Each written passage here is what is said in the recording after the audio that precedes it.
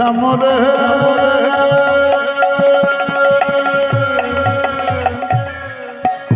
যাইও যাইও যাইও ও শ্যামরে ও শ্যামরে যাইও যাইও যাইও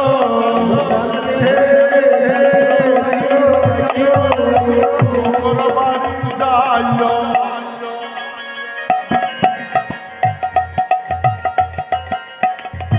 মোর বাড়ি যাইও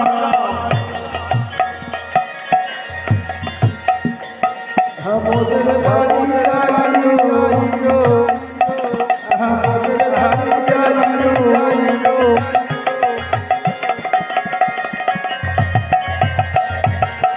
শ্যামরে মোর বাড়ি যাইও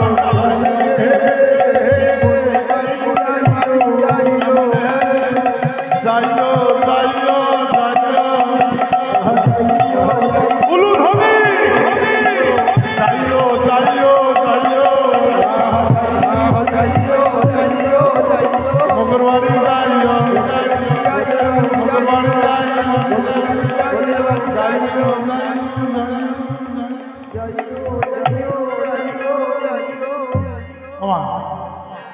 রাধারানীর সঙ্গে কৃষ্ণের সঙ্গে একদিন দেখা হয়েছে, বুঝলেন? রাধা কৃষ্ণের সঙ্গে দেখা হয়েছে দেখি এত ভালো লেগে গেছে। রাধারানী বলছে শ্যামরে যাইও যাইও যাইও তোমার বাড়ি যাই হরিবল। তা কৃষ্ণ তখন বলছে তোমাদের বাড়ি যাবো, তোমার বাবা কিছু বলবে না? বলছে মেরা পিতা বৃষভান মেরা পিতা বৃষভান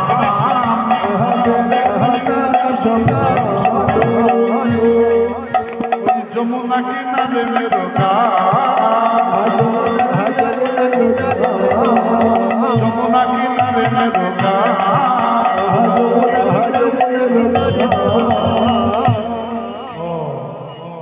যমুনার ধারে তোমাদের বাড়ি, বাবার নাম বৃষভানু রাজা। আর তোমার বাড়ি গেলে তুমি আমায় কি করবে? তুমি যদি আমাদের বাড়ি যাও কি করবে জানো? কি করবে জানো? ঘিস ঘিস চন্দন বানাইয়ে শীতল গালে চন্দন বানাইয়ে শীতল গালে মাখমে চুরি করে ছাড়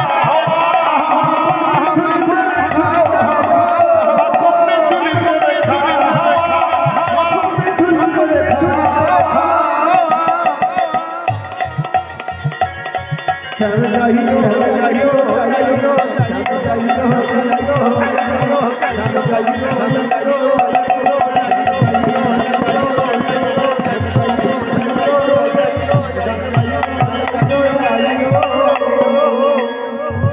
তুমি যদি আমার বাড়ি যাও কি করবো জানো? ঘিস ঘিস চন্দন মানে চন্দন ঘুষে ঘুষে তোমার সারা গায়ে লাগবে। আর যমুনার থেকে শীতল মানে ঠান্ডা জল এনে তোমার স্নান করাবো। আর তুমি তো মাখন মিচুরি খেতে ভালোবাসো, মাখন মিচুরি তেরে খাওয়া, তোমার মাখন মিচুরি খাওয়া। হরিবল জয় রাধা। একে বলে ভালোবাসা। আচ্ছা এবার তো দল আসবে, তা আমি একটা শেষ কথা বলে যাই। এখানে যারা বসে গান শুনছেন, আপনারা কেউ কোনোদিন ভালোবাসা করেছেন? হ্যাঁ, কে করেছেন? হাত তুলে বলেন তো। দান করেছে কেউ করেননি? আমরা করেছি আমরা করেছি গুরুত্বের কথা বলতে। ওমা বাবা দাদা ভাই আপনারা কেউ ভালোবাসা করেননি? মা করেননি? চোখ দেখে বললে দিবেন হরিবল। আমি চোখ দেখবার বলে দেবো ভালোবাসা করেছেন। হরিবল। আমার নাম হারান সরকার। হরিবল। বাড়ি আমার হিঙ্গলগঞ্জে। আমার নামটা শুনেছেন? চোখে অনেকে দেখেননি, মোবাইলের মধ্যে আমার গানগুলো শুনবেন। স্বামী স্ত্রী দুজনের চোখ মোটামোটা করে থাকবেন। হারানবাবু গান করছে, গান শুনতে শুনতে রাত প্রভাত হয়ে যাবে, মোবাইলের ব্যাটারি শেষ হবে, আপনি বন্ধ করতে পারবেন না। জয় রাধে। ভালোবাসা করেছেন কিনা? যদি ভালোবাসা না করে থাকেন এত রাত্রি এই জায়গায় বসে কেন? নিশ্চয়ই ভালোবাসা করেছেন। কার সঙ্গে? গোবিন্দের সঙ্গে। উলুধনে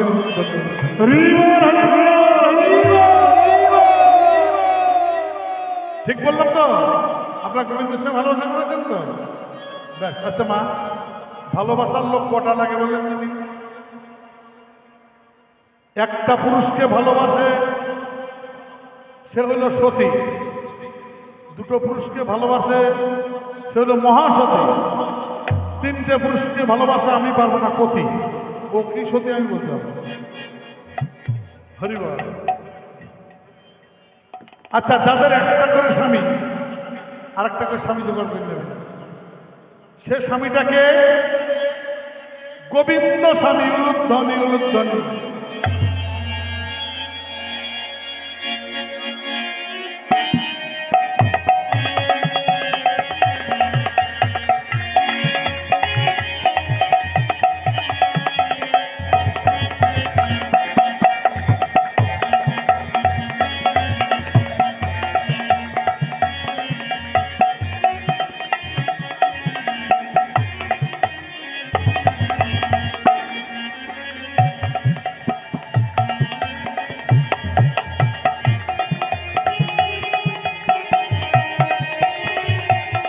নিতাই গৌর গুণমঙ্গলে হরি হরি বল।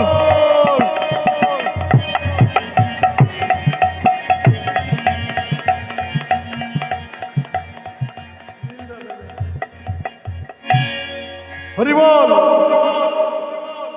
তখনই নাপিত আসি প্রভুর সম্মুখে আসি,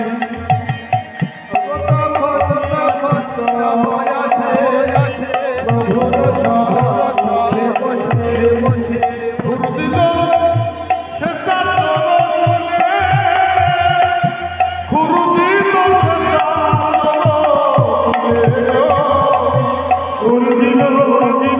চলে, গুরু দিল সে নিমাই তোমার মস্তক মন্ডন হলো, মানে নেড়া করে দিল। এবার গঙ্গা স্নান করে এসো, গঙ্গা স্নান করে এসে প্রভু আমার করজোড়ে গুরুদেবের সম্মুখে দাঁড়িয়েছে। আর গরু মধু খানি ফালি ভারতী লীন তুলি,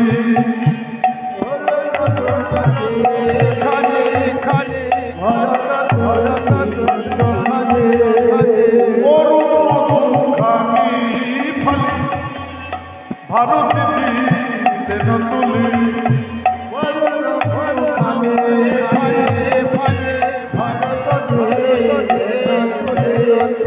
এসব ভারত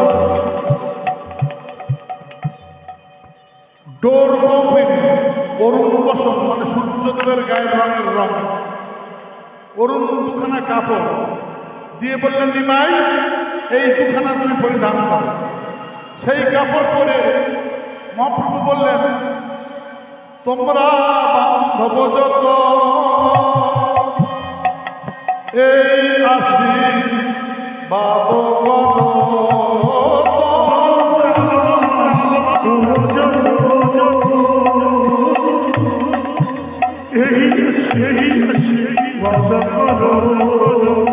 তোমরা বান্ধব যত এই আশীর্বাদ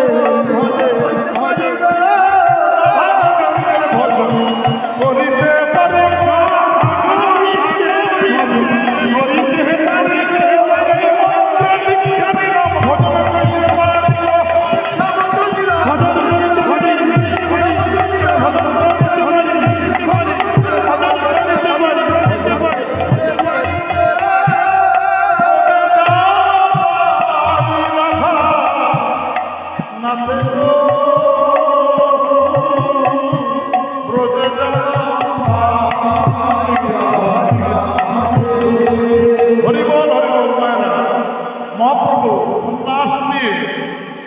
এবার নবদ্বীপ ছেড়ে বৃন্দাবনে চলে যাচ্ছেন। যাওয়ার পথে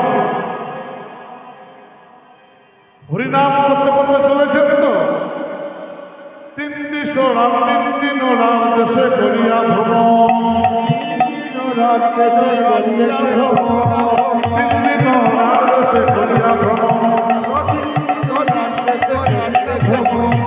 বাংলা শোনেন প্রভু কৃষ্ণ সংকীর্তন, শুনতে পেল না, রাজদেশে ভ্রমণ করে নাম শুনতে পেল না।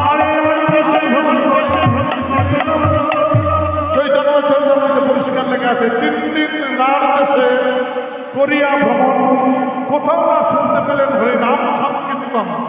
যখন নাম সংকীর্তন না শুনতে পেলেন, তখন মনে মনে চিন্তা করছেন, আমি যদি হরিনামই না করতে পারি, না শুনতে পারি, তাহলে আমার জীবনের মূল্য কি? তাই রাজদেশে একটা গাছের তলায় বসে বসে মহাপ্রভু কাঁদছেন। এমন সময় কিছু ছেলেরা খেলা করছে, মহাপ্রভু তাদের ডেকে বলছেন, ওরে বলে দে ব্রজের বালক, কোথায় বৃন্দাবন, কোথায় বৃন্দাবন, বলে দে ব্রজের বালক, কোথায় বৃন্দাবন, বলে দে ব্রজের বালক, কোথায় বৃন্দাবন, কোথায় বৃন্দাবন, বলে দে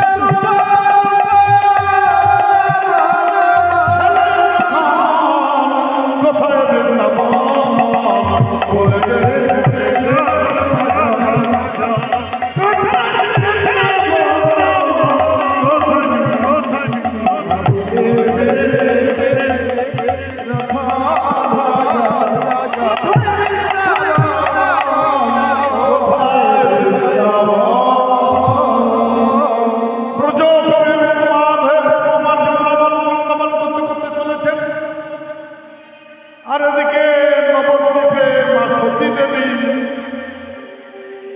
নিমাই নিমাই বলে কেঁদে কেঁদে বুক ভাসিয়ে নিতাইকে ডেকে বললেন, নিতাই, ও নিতাই, আমার বউ কোথায়? এই তো স্বয়ং মন্দিরে ছিলাম, নিশি ভাগে কোথায় গেলা? অনাথিনী কাঙালিনী করে মোরে। নিত্যানন্দ প্রভু বলছে, মা তুমি কেঁদো না, তোমার নিমাই গেছে, নিতাই আছে, নিমাই গেছে, গেছে, নিতাই আছে, নিমাই গেছে, নিতাই আছে,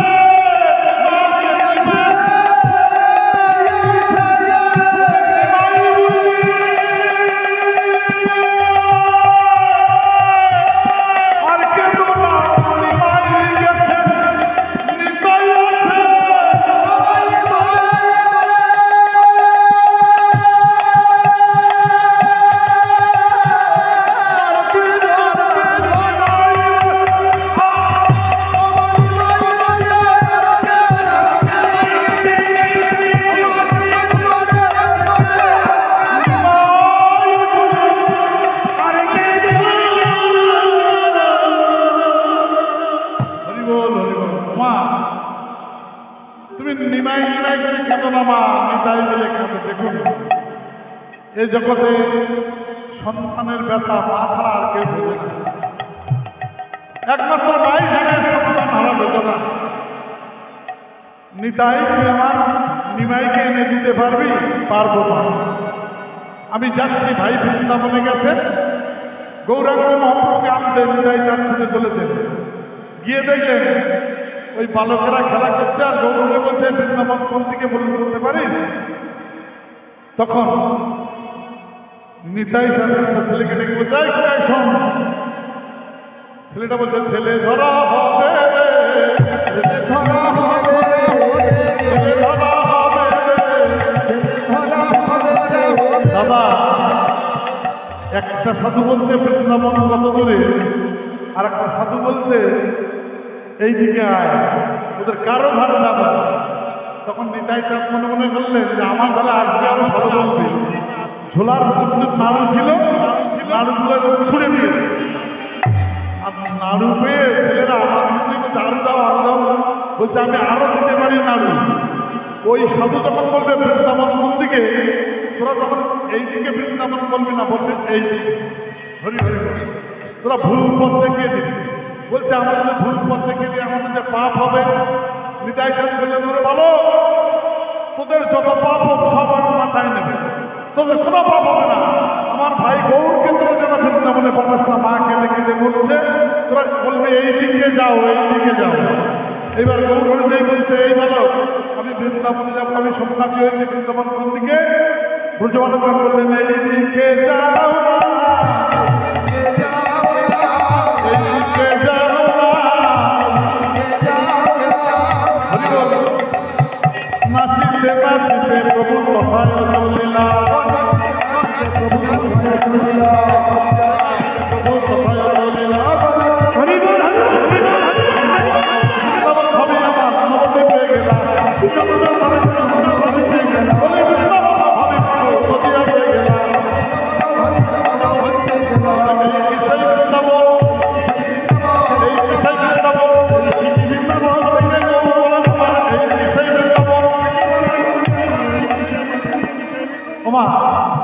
ছেলেরা নবদ্বীপের পথটা দেখিয়ে দিয়ে বলছে এইদিকে বৃন্দাবন।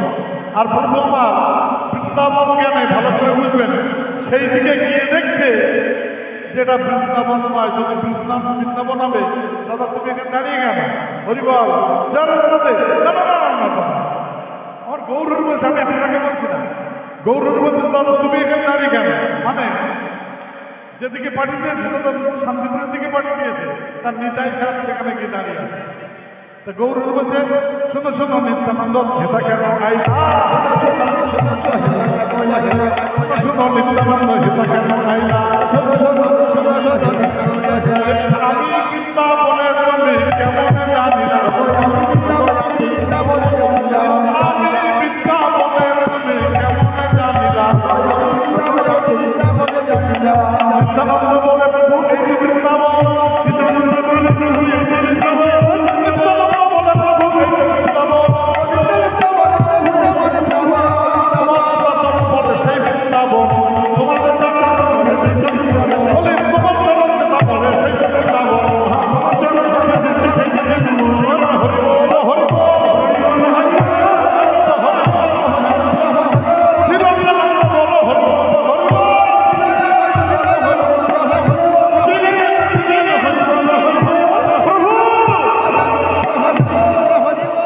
যেখানে তোমার চরণ পড়ে সেটাই বৃন্দাবন। ও তার মানে তোমরা আমার নবদ্বীপের শান্তিপুরের পথে এনে এখন এই জায়গাটা বৃন্দাবন বলছো। অদ্বৈত তুমি এখানে কেন? বলছিলাম আমার ওই বাবার গুরুদেব মানে গুরুবর্গ অদ্বৈত আচার্য দাস বলে লেখা আছে না, ওই অদ্বৈত আচার্য আমি এখন তো বলতাম না মায়ের কষ্ট হচ্ছে, তবুও আমি মিলনটা ঘটাবো না। বাবাও শান্তি পাবেন, গুরুদেবও শান্তি পাবেন, আপনারা সবাই শান্তি পাবেন। অদ্বৈত আচার্য এসে বলছে প্রভু তোমার চরণ যেখানে বলে সেখানেই বৃন্দাবন হয়, এবার চলো আমার ঘরে চলো। অদ্বৈত আচার্য প্রভু ভিক্ষা যে করিলা, অদ্বৈত আচার্য প্রিয় ভিক্ষা যে করিলা,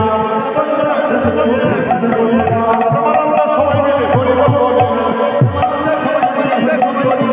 হরি বল হরি বল হরি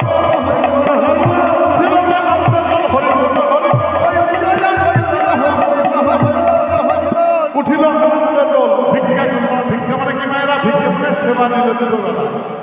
এবার নন্দনাচার্যের গৃহে গেল।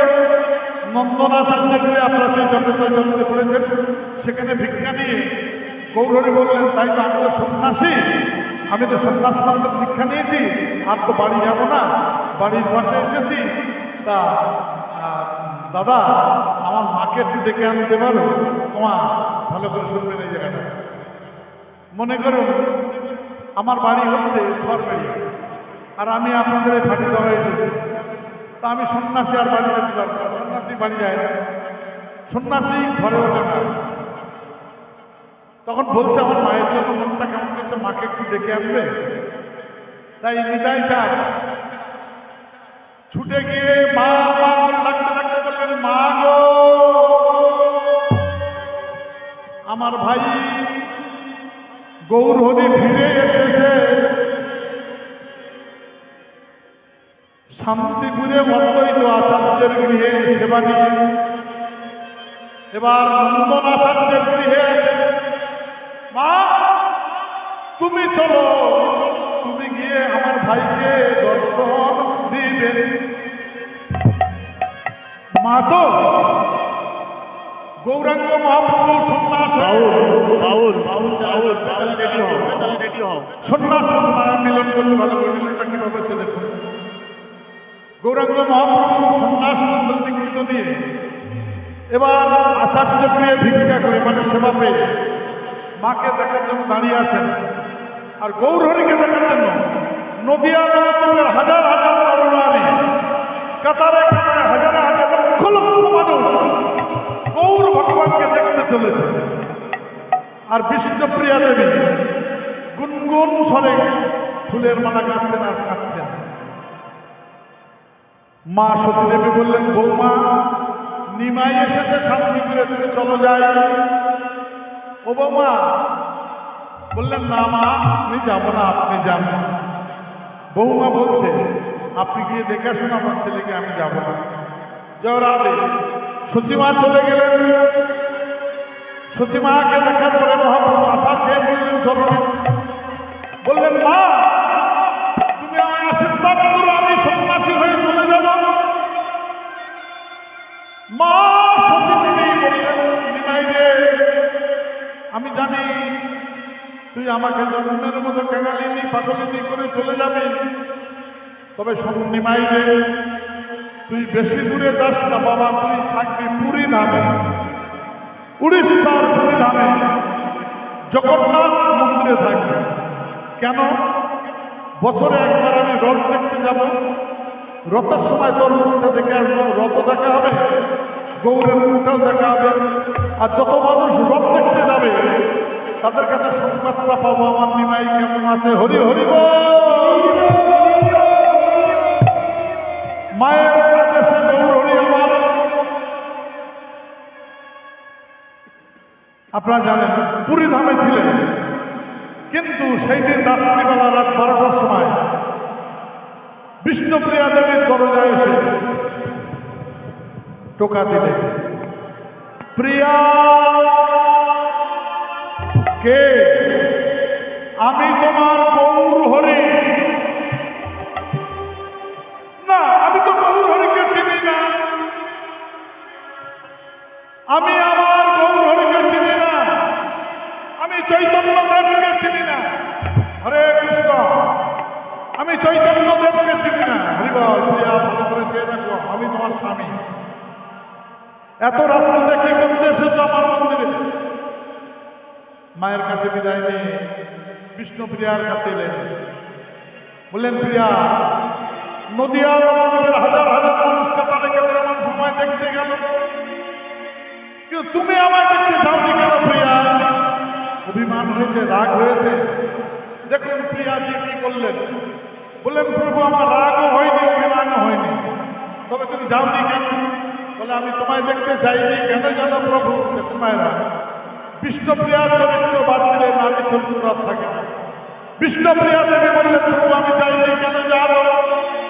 আমি গুরুজনার মুখে শুনেছি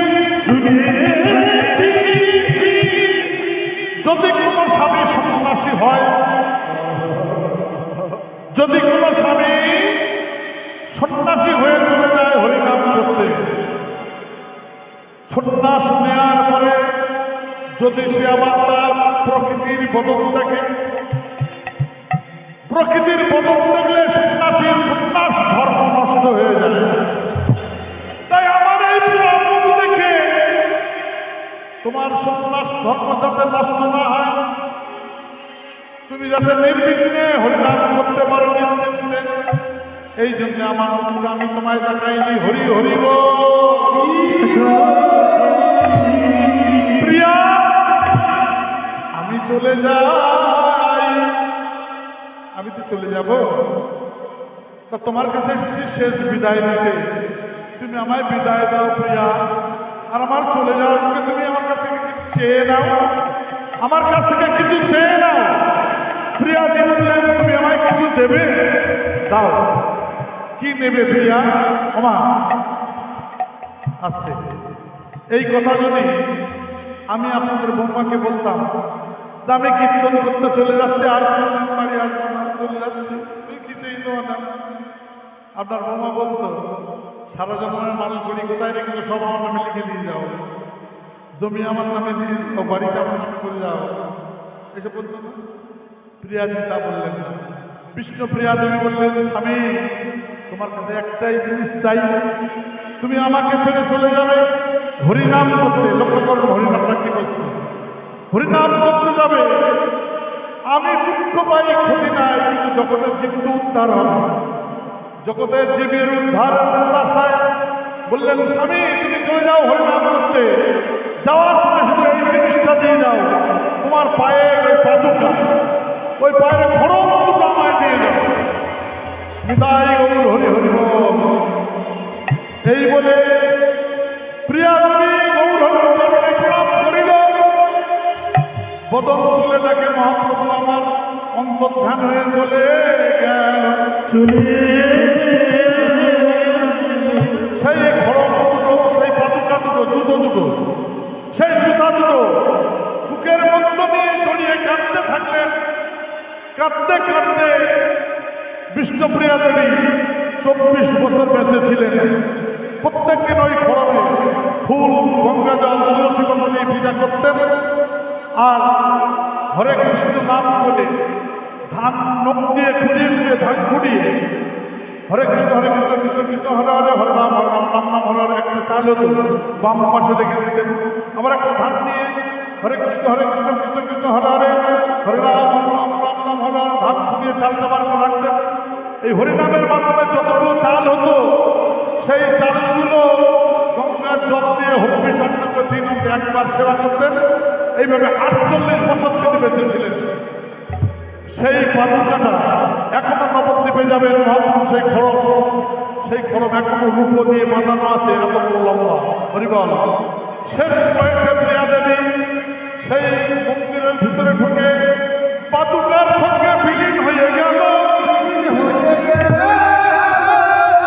বিষ্ণু প্রিয়ার অন্তর্ধানে লীলা এইখানে রহিল। হরি হরি বল।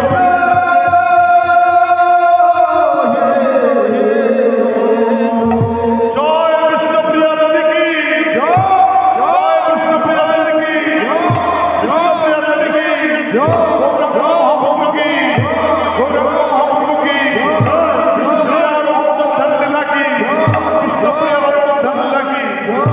মায়েরা লীলাটা বুঝতে পেরেছেন? মানে খড়মের সঙ্গে বিষ্ণুপ্রিয়া বিলীন হয়ে গেল, এখনো খড়মটা আছে। এবার ওইখানে রহিল আমার